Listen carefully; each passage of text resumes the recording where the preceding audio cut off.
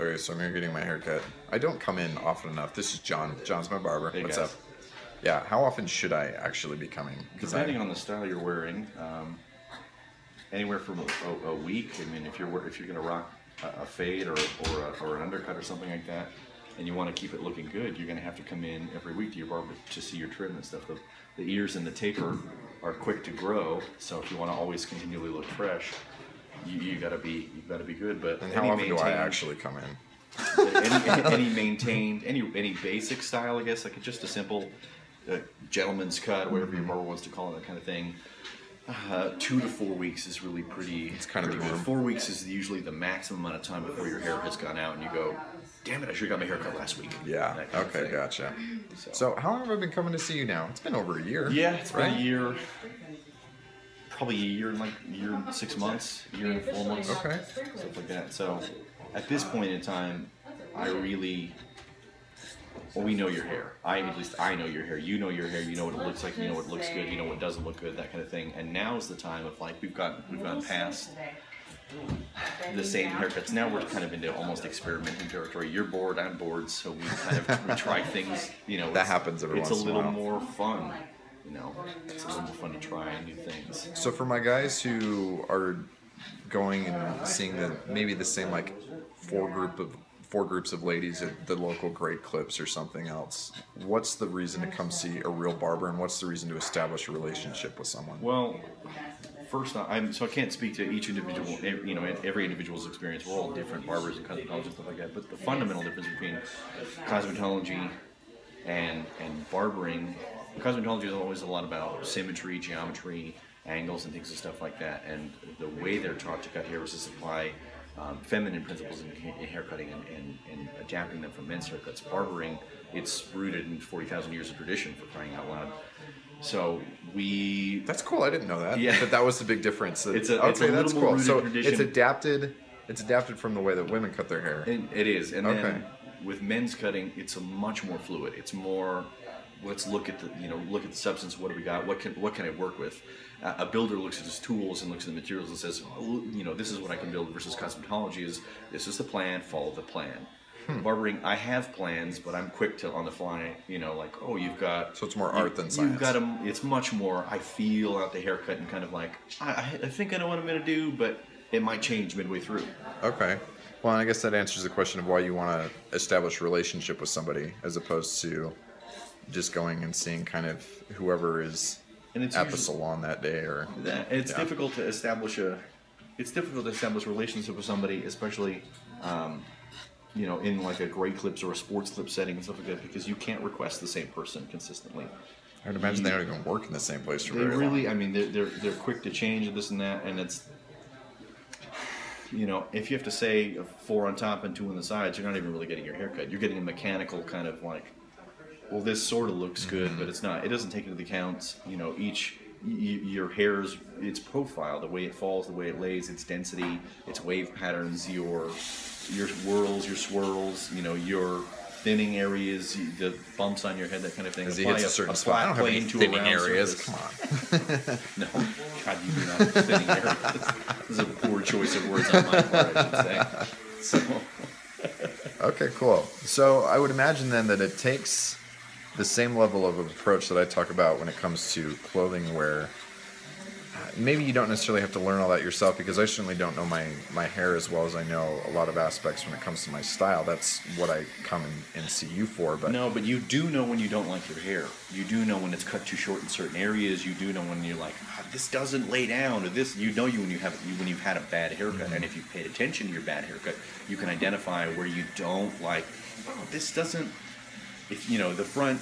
You don't like it when it's too long because it comes in front of your eyes. Or if you cut it too short in the crown area, it sticks up consistently. Or you've got like a weird thing right here and you hate this part of your... You do know your hair. You may not know it the way I know it, but you do know your things, stuff like that. And it's difficult to constantly communicate those with a new person every single time. Because even when I do the first haircut, most of the time, we're still kind of guessing. We're using our skills and everything to make a good cut, but we don't quite know what's going to look. You buy... When you sit in my chair, what are you buying? You can't buy a finished product. You're buying my trust. And how can you trust someone you have to trust a new person every single time you meet them. It's a really interesting way to put it. Every single time you sit in the chair, you have to like, I hope you know what you're doing, that kind of thing. So it's one, it's totally new for them because they don't. Okay, they don't know your hair. So the fundamental problem is this idea that okay, maybe it's going to do this, maybe my techniques will work in here and this and that. And there's sometimes where, I'm a big prone to razor cutting and things and stuff like that, and I'm always which is like, awesome. It does really, really good, but sometimes when I do razor cutting, I'm like, oh no, that didn't do what I wanted to do, and then I've got to, in my brain, I have to like, okay, quickly, well, how can we correct? How can we fix and things and stuff like that. But the more I get to know you, the more I go, okay, well, this responds to razor cutting, but this doesn't like razor cutting, or this and that. I get to know you.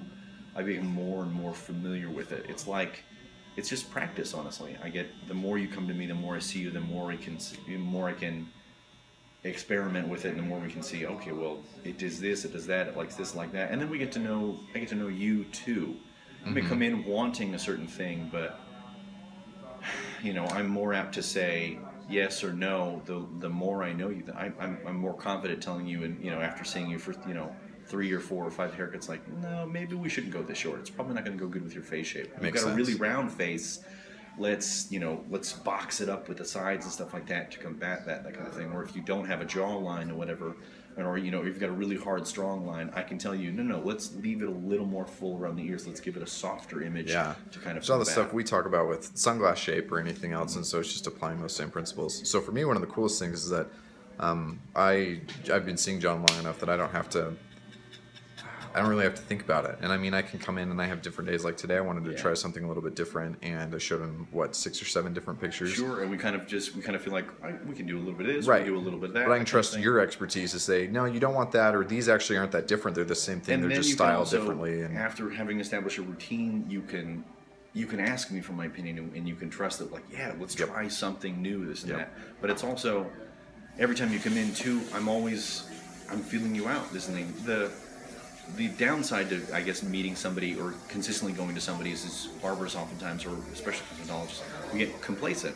Yeah, which we all do. And with men's haircuts, stuff like that. Oh, do the same thing over and things, stuff like that. And it's fine to have a routine, but me personally, I love to always ask, how are you liking it? What are we doing? What's this? What's that? Because we may do the same haircut, but we may change it. We might just bring it just a little shorter, and maybe we just make your sideburns just a little bit shorter, that kind of thing. Or maybe we take a little more off the front than we intended than normally, that kind of thing. Maybe we just make minor tweaks and this and that. And that comes from asking. That comes from when you got to establish a relationship. Obviously I know what to do, but well, the same thing with tailoring. I mean, you get custom shirts done, and the first one will be better than anything you've ever worn. But then as you establish more and more time with that tailor, then you can know that, okay, well, I want my sleeves to be half a centimeter longer, or I need to open up my collar a little bit. And so it's ways that you can fine-tune that. Even especially with suits, as your body changes, like if you're starting to work out more and you're going to get more fit, your shirts are going to need to come in a little bit more, and you're going to communicate that with your tailor. Obviously, he's going to come in and say, hey, you've been lifting, that kind of thing. And same deal, I'm going to see, if you come in consistently and you're wearing hats and things and stuff like that. Or if you're getting older and your hair's thinning. You're kind of, we're making changes and adjustments and stuff like that. Cool. And it's the same kind of timeline as suits and stuff like that. Stuff changes, when you're losing weight or you're gaining muscle and stuff like that. It's 4 weeks, 6 weeks, 12 weeks. Same thing with your hair. It's gradual. You can make the rash decision to shave it off, but then it takes how long to get back to whatever you were going for. Well, if you guys who are my Utah followers want info on John and Salty Gentleman, just hit me up and I'll tell you guys how to get hooked up with him, because I go see him for a reason. So thanks, guys. Come check him out. See you.